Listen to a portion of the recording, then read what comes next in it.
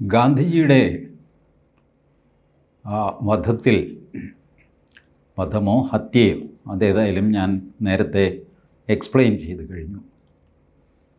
അതിൽ RSSന് പങ്കെന്താ? എല്ലാവരും ഈ നോൺ BJP പൊളിറ്റിക്കൽ പാർട്ടികളെല്ലാം തന്നെ ഏകസ്വരത്തിൽ RSSകാരാണ് ഗാന്ധിയെ കൊന്നത്. പക്ഷെ ഞാൻ കഴിഞ്ഞ ലക്കങ്ങളിൽ 2-3 തവണ വായിച്ച പ്രതികളിൽ ആരെങ്കിലും RSSകാരായിരുന്നോ? അല്ല. അന്നത്തെ പ്രമുഖ RSSകാർ ആരായിരുന്നു? ഒന്ന് സർസംഘചാലക് മാധവ് സദാശിവ ഗോൾവൽക്കർ. അദ്ദേഹം കേസിൽ പ്രതിയായില്ല. കൊന്നത് RSSകാരായിരുന്നു എന്ന് വയ്ക്കുക. അറിയപ്പെടാത്ത RSSകാരാണ് കൊന്നതെന്ന് വയ്ക്കുക. എന്നാൽ പോലും ആ സംഘടനയുടെ തലവന് ഉത്തരവാദിത്വം വരും. ഈ ക്രിമിനൽ കേസിൽ അയാളും പ്രതിയാവും. സാവർക്കർ പ്രതിയായില്ലേ? സാവർക്കറിൻ്റെ അത്രയും തലപ്പൊക്കം 1948 ഗോൾവൽക്കർക്ക് ആയിട്ടില്ല. ആയി വരുന്നതേ ഉള്ളൂ. ബട്ട് ഗോൾവൽക്കറെ പ്രതിയാക്കാം, ആക്കിയില്ലല്ലോ. ഭയ്യാജി ദാണിയാണ് അന്ന് സർക്കാരിവ ജനറൽ സെക്രട്ടറി. അദ്ദേഹം പ്രതിയാണോ? അല്ല. RSSലെ ആരും തന്നെ പ്രതിയല്ല. പിന്നെ എങ്ങനെ RSSൻ്റെ പേര് വന്നു? എനിക്കറിയില്ല. പക്ഷേ RSSനെ നിരോധിച്ചില്ലേ? ഗാന്ധിവധത്തെ തുടർന്ന് നിരോധിക്കപ്പെട്ടതല്ലേ RSS? അല്ല സാർ, RSSനെ നിരോധിച്ചത് ഗാന്ധിവധത്തിൻ്റെ പേരിലല്ല. അതിൻ്റെ അന്നിറങ്ങിയ നോട്ടിഫിക്കേഷൻ്റെ ഫോട്ടോ കോപ്പിയാണിത്. Gazette notification. ഞാനത് വായിക്കാം. The gazette of India extraordinary, published by authority, New Delhi, Wednesday, February 4, 1948. ഫെബ്രുവരി 4-ാം തീയതി ഇറങ്ങിയ അസാധാരണ ഗസറ്റ് വിജ്ഞാപനം. Chief commissioner's office, Delhi. Chief commissioner ഇറക്കിയ വിജ്ഞാപനമാണ്. Notification, Delhi, the 4th February 1948, number F217/48 R and J. ഇതതിൻ്റെ നമ്പറാണ്. Whereas the provincial government is of the opinion that every association in the province known as Rashtriya Swayamsevaka Sangh constitutes a danger to the public peace. പൊതു സമാധാനത്തിന് അപകടമാണ്. ആര്? രാഷ്ട്രീയ സ്വയംസേവക സംഘം എന്ന് പേരുള്ളതോ അതുപോലെ പേരുള്ളതോ ആയ സംഘടന. കാരണം ഇതിൽ RSS എന്ന് വേണം ഇത് വായിക്കാൻ. രാഷ്ട്രീയ ഒരു വാക്ക്, സ്വയം രണ്ടാമത്തെ വാക്ക്, സേവക് മൂന്നാമത്തെ വാക്ക്, സംഘ് നാലാമത്തെ വാക്ക്. അപ്പോൾ കോടതിയിലൊക്കെ ആർഗ്യൂ ചെയ്യുമ്പോൾ ഇതിൽ രാഷ്ട്രീയ സ്വയം വേറെ, സേവക വേറെ എഴുതിയിരിക്കുന്നു. അതുകൊണ്ട് ഞങ്ങൾ അങ്ങനെയല്ല, സ്വയം സേവക ഒറ്റ വാക്കാണ്. ഇങ്ങനെയൊക്കെ ടെക്നിക്കൽ തർക്കങ്ങൾ വരാറുണ്ട്. അതുകൊണ്ടാണ് in the province known as Rashtriya Swayamsevak Sangh constitutes a danger to the public peace. Now, therefore, in exercise of the powers conferred by Section 16 of the Criminal Law Amendment Act 1908, the provincial government is pleased to declare every such organization to be unlawful. ഇങ്ങനെയോ ഇങ്ങനത്തെ പേരുള്ളതോ, അതാണ് every such organization is unlawful, നിയമവിരുദ്ധമാണ്. അപ്പോൾ RSSന് പൊതുസമാധാനത്തിന് അപകടകാരിയാണ് എന്ന് ബോധ്യം വന്നിട്ടാണ് ഇവർ നിരോധിക്കുന്നത്. അല്ലാതെ ഗാന്ധിവധത്തിൻ്റെ പേരിലല്ല. പൊതുസമാധാനത്തിന് അപകടം എന്ന് പറയുന്ന ഒരു ജനറൽ സ്റ്റേറ്റ്മെൻറ്റാണ്. അതിൽ എന്തും അർത്ഥമാകാം. ബട്ട് ഗാന്ധിവധം എന്ന അർത്ഥം അതിനില്ല. ഒരാളിനെ, പ്രത്യേകിച്ച് ഒരാളിനെ കൊന്നു എന്ന് പറഞ്ഞിട്ടല്ല. ഇതെന്തുകൊണ്ടാണ്? ഏതായാലും ഫെബ്രുവരി 4-ന് RSSനെ ഗാന്ധിവധവുമായിട്ട് ആരും ബന്ധപ്പെടുത്തിയിട്ടില്ല. ബട്ട് നെഹ്റുവിന് നേരത്തെ മുതൽ RSSന് വലിയ ശത്രുതയും സംഗതിയൊക്കെ ആയിരുന്നു. ഈ തക്കത്തിൽ RSSനെ നിരോധിക്കാൻ അദ്ദേഹം തയ്യാറായി. ഇതാണ് സംഭവം. ഹിന്ദു മഹാസഭക്കാരായിരുന്നു കൂടുതലും. ഈ കൊലപാതകത്തിൽ അക്യൂസ്ഡ് ആയതിൽ ഏകദേശം എല്ലാവരും തന്നെ ഹിന്ദു മഹാസഭക്കാരാണ്. സാവർക്കർ അതിൻ്റെ വൈസ് പ്രസിഡൻ്റായിരുന്നു. ബട്ട് ഹിന്ദു മഹാസഭയെ നിരോധിച്ചില്ല. എന്താ നിരോധിക്കാൻ? ഞാൻ നിരോധിച്ചില്ല. പകരം RSSനെ നിരോധിച്ചു. തനിക്ക് വിരോധമുണ്ട്, അതുകൊണ്ട് നിരോധിച്ചു. ഗാന്ധിയെ കൊന്നതിൻ്റെ പേരിലാണെന്ന് പറഞ്ഞാൽ RSS സമ്മതിക്കുമോ? കോടതി പോയി ആ നിമിഷം നോട്ടിഫിക്കേഷൻ ക്യാൻസലായി പോകും.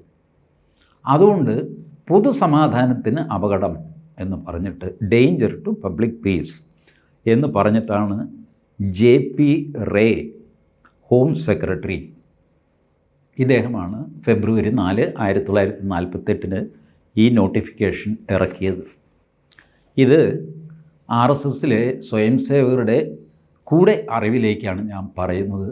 RSS എന്ന സംഘടനയെ നിരോധിച്ചത് ഗാന്ധിയെ വധിച്ചതിൻ്റെ പേരിലല്ല, പൊതുസമാധാനത്തിന് അപകടകാരിയാണ് എന്ന് കണ്ടതിനാൽ പ്രൊവിൻഷ്യൽ ഗവൺമെൻറ് എന്ന് പറഞ്ഞാൽ ഡൽഹിയാണ്, ചീഫ് കമ്മീഷണേഴ്സ് ഓഫീസ് ഡൽഹി, ഇതാണ്.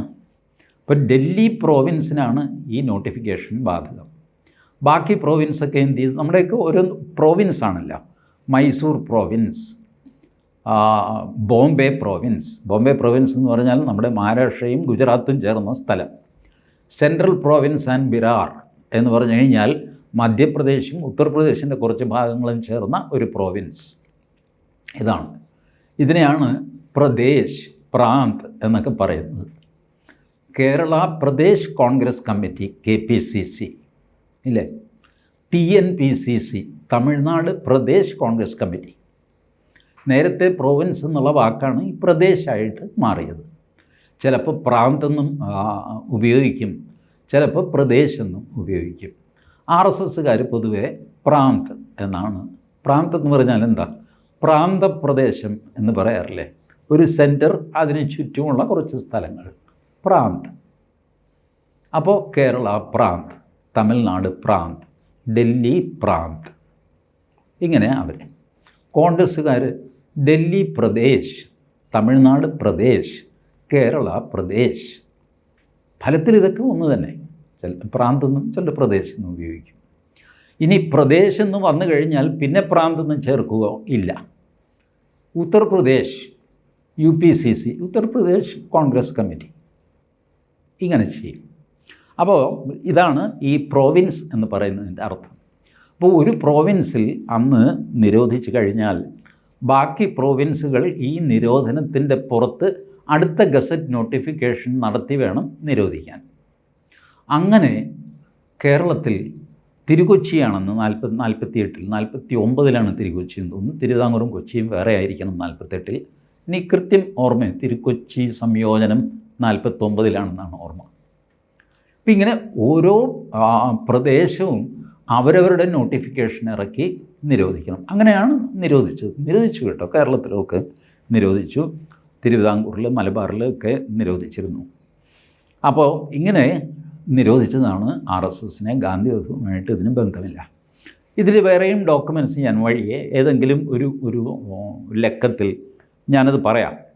ഇതിപ്പോൾ ഈ സാധനം published by the manager of publication Delhi, printed by the manager government of India press, new Delhi. ഈ ഒരു ലൈൻ കൂടെ താഴെയുണ്ട്. ഞാൻ അത് വായിച്ചില്ല എന്ന് വേണ്ട. ഗസറ്റിൻ്റെ 79-ാമത്തെ പേജിലാണ് ഈ കാര്യം നോട്ടിഫൈ ചെയ്തത്. അപ്പോൾ ഈ സാധനമെല്ലാം അവൈലബിളാണ്. നാഷണൽ ആർക്കൈവ്സിൽ അവൈലബിളാണ്. പല ആർക്കൈവ്സിലും ഓരോ സ്ഥലത്തും നിരോധിച്ചത് ഓരോ സ്ഥലത്ത് അവൈലബിളാണ്. പക്ഷേ കാരണങ്ങൾ ഒന്ന് തന്നെയാണ്. കാരണം വേറെ എഴുതാനും പറ്റില്ല. ഓരോ സ്ഥലത്ത് വേറെ വേറെ കാരണം വെച്ചൊരു സംഘടനയെ നിരോധിക്കില്ല. എല്ലാവർക്കും ഒരു കാരണം. ഇതാണ് RSSൻ്റെ ഇൻവോൾവ്മെൻറ്റിനെ പറ്റി പ്രാഥമികമായിട്ട് പറയാനുള്ളത്.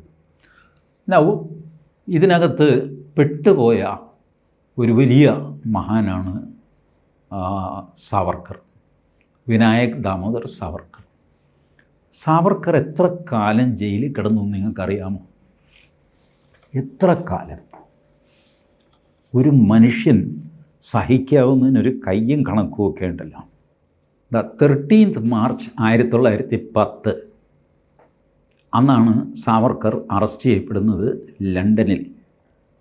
അത് കഴിഞ്ഞ് സാവർക്കർ പൂർണ്ണമായും മോചിതനാകുന്നത് 1910 അറസ്റ്റ് ചെയ്ത ആൾ പൂർണ്ണമായിട്ട് മോചിതനാകുന്നത് 1937 നീണ്ട 27 വർഷം ആൻഡമാൻ തടവിൽ, പിന്നെ ഇവിടെ കൊണ്ടുവന്ന് യർവാദ ജയിലിൽ, പല ജയിലുകളിൽ മാറി മാറി താമസിപ്പിച്ച്, പിന്നെ രത്നഗിരിയിൽ ഹൗസ് അറസ്റ്റിൽ, വീട്ടിൽ നിന്ന് പുറത്തിറങ്ങാൻ പറ്റാതെ രത്നഗിരിയിൽ താമസിച്ച് 10th May 1937 unconditional release from internment Ratnagiri. Internment എന്ന് പറഞ്ഞാൽ വീട്ടുതടങ്കൽ. ഇതാണ് സാവർക്കറുടെ ബ്രീഫ് ചരിത്രം. ആ സാവർക്കറെ ഗാന്ധി വധത്തിൽ പിന്നെ അറസ്റ്റ് ചെയ്യുന്നു എന്നാണ് 5th February 1948 arrested under the preventive detention act after Gandhi's murder. ജയിലിലായി. 10th February 1949 acquitted in Gandhi murder trial. ഒരു വർഷം ഗാന്ധി മർഡറിൻ്റെ പേരിൽ ജയിലിൽ കിടന്നു, ഏകദേശം ഒരു വർഷം. ഒടുവിൽ ഒരു കുറ്റവും ചെയ്തിട്ടില്ല എന്ന് പറഞ്ഞ് കോടതി വിട്ടു. ഇത് കഴിഞ്ഞ് തീർന്നില്ല കേട്ടോ, തീർന്നില്ല.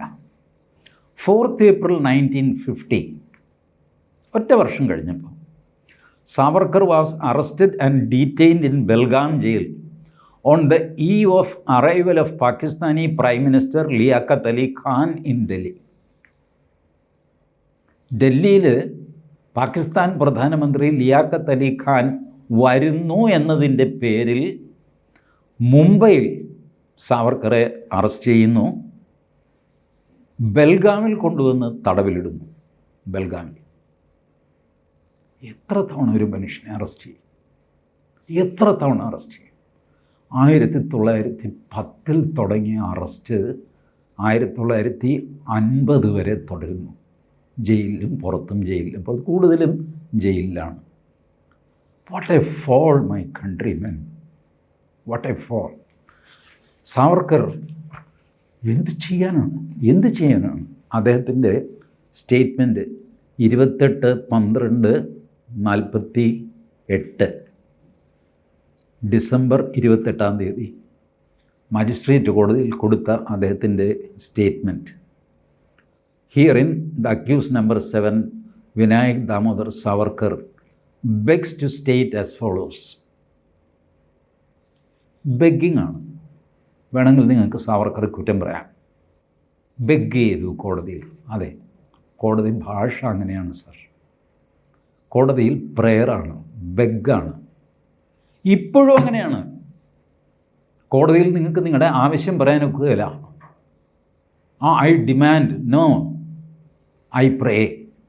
പ്രെയർ പ്രത്യേകം എഴുതണം. പ്രെയർ എന്ന് ക്യാപിറ്റൽ ലെറ്റേഴ്സിൽ എഴുതിയിട്ട് അണ്ടർലൈൻ ചെയ്തിട്ട് വേണം നമ്മളുടെ ആവശ്യം. പ്രാർത്ഥനയാണ് കോടതിയിൽ, ഫോർമാറ്റാണത്. സാവർക്കർ മാപ്പ് പറഞ്ഞു. എന്താ? ഷൂ നക്കിയെങ്കിൽ ലിയാഖത്ത് അലി വന്നപ്പോൾ സാവർക്കറെ അറസ്റ്റ് ചെയ്ത് ജയിലിലടയ്ക്കാൻ കാര്യം എന്താ? പാകിസ്ഥാൻ പ്രൈം മിനിസ്റ്റർ വന്നപ്പോൾ ഒരു കുഴപ്പമില്ലല്ലോ, ഈ ബ്രിട്ടീഷ് ഭക്തനല്ലേ.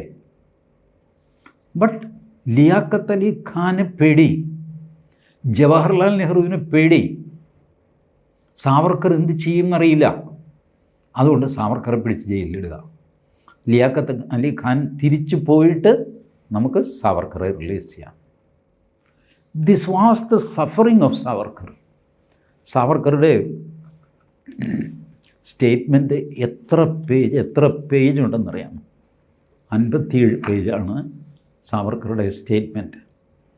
ഈ സ്റ്റേറ്റ്മെൻറ്റ് വെച്ച് തന്നെ നമുക്ക് ഒരു 4-5 വീഡിയോയ്ക്ക് സ്കോപ്പുണ്ട്. അത്ര ഹൃദയസ്പർശിയായ കാര്യങ്ങളാണ്. സാവർക്കർ ചെയ്ത കുറ്റമായിട്ട് ഇവർ കണ്ടുപിടിച്ചത് എന്താണെന്നറിയാമോ? പറഞ്ഞു കേട്ട വിവരമായിട്ട്, അതായത് ഗ്രൗണ്ട് ഫ്ലോറിലിരിക്കുന്ന ദിഗംബർ ബാഡ്ഗെ ഫസ്റ്റ് ഫ്ലോറിൽ നടന്നു എന്ന് പറയുന്നൊരു സംഭാഷണം കൊണ്ടുവരുന്നു. നാരായൺ ആപ്തെയും വിനായക് ഗോഡ്സെയും സാവർക്കറെ കാണുന്നു. സാവർക്കർ അവരെ ആശീർവദിക്കുന്നു. യശസ്വി ഹോനിയ എന്ന് പറയുന്നത് മറാഠിയിലെ ഒരു ആശീർവാദ വചനമാണ്. നന്നായി വരും, യശസ്വിയായിട്ട് തേജസ്വിയായിട്ട് വരിക, ഈ അർത്ഥത്തിൽ. ഇത് സാവർക്കർ പറഞ്ഞു. അതായത് ഗാന്ധിയെ കൊല്ലാൻ പോയ 2 പേരെ ആശീർവദിച്ചു. ഇതാണ് കേസ്. സാവർക്കർ സദൻ മുംബൈയിലെ, അവിടെ എത്ര പേരെ അദ്ദേഹത്തെ കാണാൻ വന്നുകൊണ്ടിരുന്നത് നോക്കൂ. 1943 August 14 university of Nagpur conferred honorary DLitt on Savarkar. Honorary PhD doctorate കൊടുക്കുകയാണ് 43. 48 ഗാന്ധിയെ വധിച്ചു എന്ന് പറഞ്ഞ് അറസ്റ്റ് ചെയ്യുന്നു. എന്തൊരു വൈപരീത്യമാണ് നോക്കുന്നത്.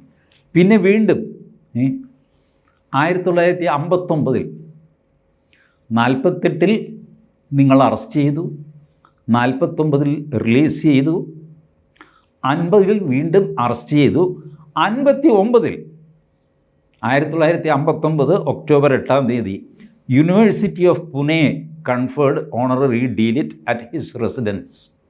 വീട്ടിൽ കൊണ്ടുവന്ന് പൂനെ യൂണിവേഴ്സിറ്റി ഡോക്ടറേറ്റ് കൊടുക്കുന്നു, സാവർക്കറുടെ വീട്ടിൽ. And the great man is being day in and day out abused. എന്താ പറയുക. ഒടുവിൽ സാവർക്കറുടെ ലാസ്റ്റ് സെൻറ്റൻസ് നോക്കൂ. ഐ ദെർഫോർ റെസ്പെക്റ്റ്ഫുള്ളി പ്രേ, പ്രാർത്ഥിക്കുകയാണ്. കോടതി ഭാഷ അതാണ്. that your honor will be pleased for the above, amongst other reasons, to acquit me without any the least blemish on my character, and to order me to be released forthwith. എൻ്റെ ക്യാരക്ടറിന് ഒരു കറുത്ത പുള്ളി വീഴാതെ ഞാൻ പറഞ്ഞ കാര്യങ്ങൾ ശ്രദ്ധിച്ച് മനസ്സിലാക്കി കോടതി എന്നെ വെറുതെ വിടണം എന്ന് താഴ്മയായി പ്രാർത്ഥിപ്പിച്ചു ആ പാവത്തെ കൊണ്ട്. കേട്ടോ, നമ്മൾ ചെയ്തു ആ മഹാപാപം. ഇത് കഴിഞ്ഞു.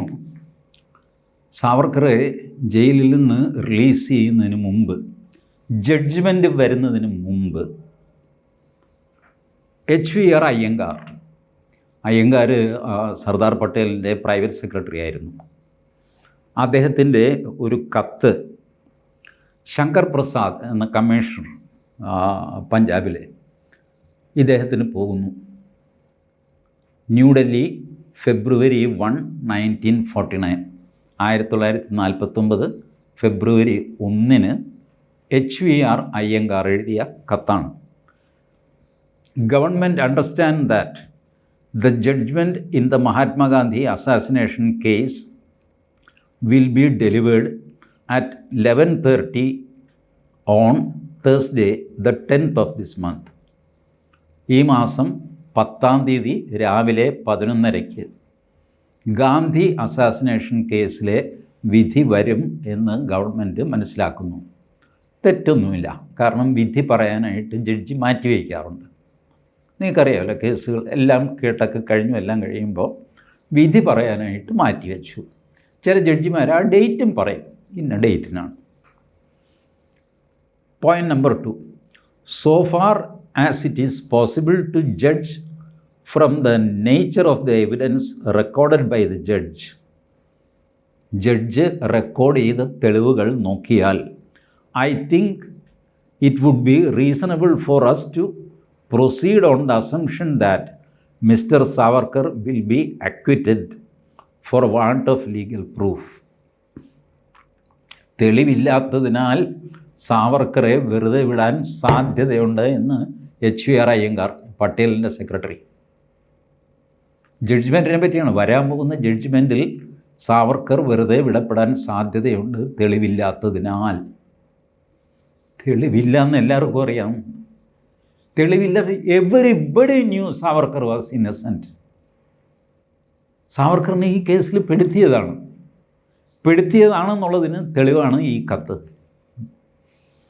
Four want of legal proof in that event, അങ്ങനെയാണെങ്കിൽ there is a possibility that there may be some demonstrations either immediately after his release or later in the day. അങ്ങനെയാണെങ്കിൽ, അങ്ങനെ സംഭവിച്ചാൽ, വെറുതെ വിട്ടാൽ സാവർക്കറിനെ ആഘോഷിക്കുന്ന ഘോഷയാത്ര, പബ്ലിക് മീറ്റിംഗ്, ഡെമോൺസ്ട്രേഷൻ, ഇതൊക്കെ അപ്പോഴോ അതിൻ്റെ അടുത്ത ദിവസമോ ഉണ്ടാവാൻ സാധ്യതയുണ്ട്. There may be an attempt to hold a public meeting to celebrate his release.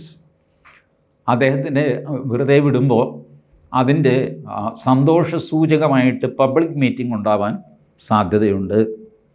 I write this to inform you that in government's view no demonstration should be allowed, and if permission is asked for to take a procession or to hold a public meeting, such permission should be refused. ഒരു meeting നടത്താനോ ഒരു demonstration നടത്താനോ ആരെങ്കിലും permission ചോദിച്ചാൽ കൊടുക്കരുത്, അത് നടത്താനും സമ്മതിക്കരുത്. HVR Iyengar. എത്ര ക്ലിയറായിട്ട് ഗവൺമെൻറ്റിന് അറിയാമായിരുന്നു നോക്കുക. സാവർക്കറിനെ വെറുതെ വിടും, കാരണം തെളിവില്ല. വിട്ടാൽ സാവർക്കർ ഏകനായിട്ട് തിരിച്ചു പോകണം. ഒരു മനുഷ്യൻ സ്വീകരിക്കാനുണ്ടാവരുത്. ഒരു ഡെമോൺസ്ട്രേഷൻ, ഒരു ജാഥ, ഒരു പബ്ലിക് മീറ്റിംഗ്, ഒരു സ്വീകരണം ഒന്നും പാടില്ല. പട്ടേലിൻ്റെ പ്രൈവറ്റ് സെക്രട്ടറിയുടെ കത്താണ് പഞ്ചാബിലെ കമ്മീഷണർ ശങ്കർ പ്രസാദിന്, അംബാല ജയിലിലിരിക്കുന്ന സ്ഥലം. എന്തൊരു അന്യായമാണ് സാവർക്കറോട് ചെയ്തത്. ആൻഡമാൻ ജയിലിൽ, യർവാദ ജയിലിലൊക്കെ കിടന്ന സാവർക്കർ ഒരു തവണ പോലും കരഞ്ഞിട്ടുണ്ടാവില്ല. ബട്ട് ഗാന്ധി വധക്കേസിൽ അറസ്റ്റ് ചെയ്യപ്പെട്ട് 1 വർഷം ജയിലിൽ കിടന്ന് തിരിച്ച് പുറത്തിറങ്ങി ഒറ്റയ്ക്ക് ന്യൂഡൽഹി റെയിൽവേ സ്റ്റേഷനിൽ ട്രെയിൻ കയറി ഇരുന്ന് ട്രെയിൻ മെല്ലെ നീങ്ങിത്തുടങ്ങുമ്പോൾ സ്വന്തം ജീവിതത്തിലേക്ക് സാവർക്കർ ഒന്ന് തിരിഞ്ഞു നോക്കി കാണും. ഒരു തുള്ളി കണ്ണുനീർ അന്ന് സാവർക്കറുടെ കണ്ണിൽ വന്ന് കാണും ഞാൻ വിചാരിക്കുന്നു. ഇത്രയും അധികം മഹാഭാവം ഒരു ദേശസ്നേഹിയോടും ചരിത്രത്തിൽ മറ്റൊരു ദേശവും ചെയ്തു കാണില്ല. അത്രയധികം അന്യായത്തിന് പാത്രീഭൂതനായി വിനായക് ദാമോദർ സാവർക്കർ. ഇന്നും അത് നടന്നുകൊണ്ടിരിക്കുന്നു, ഇന്നും ചെയ്തുകൊണ്ടിരിക്കുന്നു. ഇന്നും എന്ത് കുറ്റത്തിന്? നെഹ്റുവിനേക്കാൾ വലുതായി പോകുമോ എന്നുള്ള പേടി. ഹിന്ദുത്വ എന്ന പുസ്തകം എഴുതി. What A nonsense! എത്ര പേര് എന്തെല്ലാം പുസ്തകം എഴുതിയിരിക്കുന്നു. സാവർക്കറുടെ പുസ്തകം ഇത്രയധികം ഭയപ്പെടുത്തുന്നത് ആരെയാണ്? എനിക്കറിയില്ല. സാവർക്കർ ഒരിക്കലും ഒരു RSS സിമ്പതൈസർ ആയിരുന്നില്ല. RSSനോട് വിരോധവും ഉണ്ടായിരുന്നില്ല. RSS സാവർക്കറെ ആഘോഷിച്ചിരുന്നില്ല. സാവർക്കറോട് വിരോധവും ഉണ്ടായിരുന്നില്ല. ഇൻഡിഫറൻസ് എന്ന് വേണമെങ്കിൽ, ഔദാസീന്യം. ശരി, അദ്ദേഹത്തിൻ്റെ ജോലി ചെയ്യുന്നു, ഞങ്ങളുടെ ജോലി ചെയ്യുന്നു. കാരണം ഹിന്ദു മഹാസഭ ഒരു പൊളിറ്റിക്കൽ പാർട്ടിയായിട്ടായിരുന്നു പ്രവർത്തിച്ചുകൊണ്ടിരുന്നത്. RSS പൊളിറ്റിക്സിൽ ഇടപെടുകയില്ല എന്ന്. നിങ്ങൾ ഗുരുജി സാഹിത്യ സർവസ്വം 12 വോളിയം എടുത്ത് നോക്കൂ. എവിടെയെങ്കിലും മാധവ സദാശിവ ഗോൾവൾക്കർ ഹിന്ദുത്വ എന്നുള്ള വാക്ക് ഉപയോഗിച്ചിട്ടുണ്ടോ നോക്കൂ. ഇല്ല. ഹിന്ദു എന്നുള്ള വാക്ക് കാണും. ഹിന്ദുത്വ അദ്ദേഹം സാവർക്കർ പുസ്തകം എഴുതിയ കാര്യം ശരി. ഹിന്ദുത്വ ഒരു പബ്ലിക് ഡിസ്കോഴ്സിൽ വരുന്നത് ഒരു 1990-91 ആയപ്പോഴാണ്. എൻ്റെ ഓർമ്മയിൽ BJP നേതാവ് മുരളി മനോഹർ ജോഷിയാണ് ആദ്യമായിട്ട് ഹിന്ദുത്വ എന്ന് പബ്ലിക് ഡൊമൈനിൽ പ്രസംഗിക്കുന്നത്. ഞാൻ കേട്ടത് 1990 or 91. It is as late as that. What are you talking about? സാവർക്കറുടെ Hindutva അത് RSS എടുത്തു.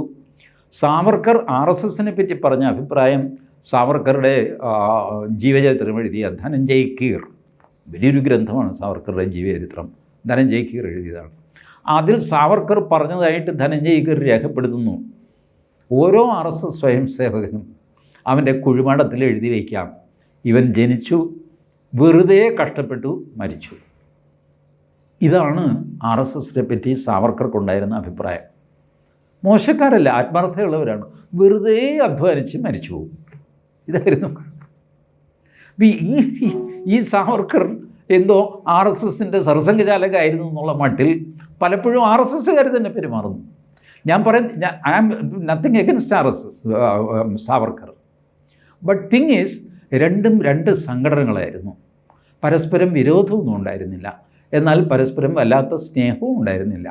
കാരണം ഒരാൾ രാഷ്ട്രീയ രംഗത്തായിരുന്നു, മറ്റേയാൾ സാംസ്കാരിക രംഗത്തായിരുന്നു. ഇതൊക്കെയാണെങ്കിലും സാവർക്കറോട് അന്യായം ചെയ്തു എന്ന് തന്നെ ഞാൻ കരുതുന്നു. ബാക്കി അടുത്ത ലക്കത്തിൽ. Thank you.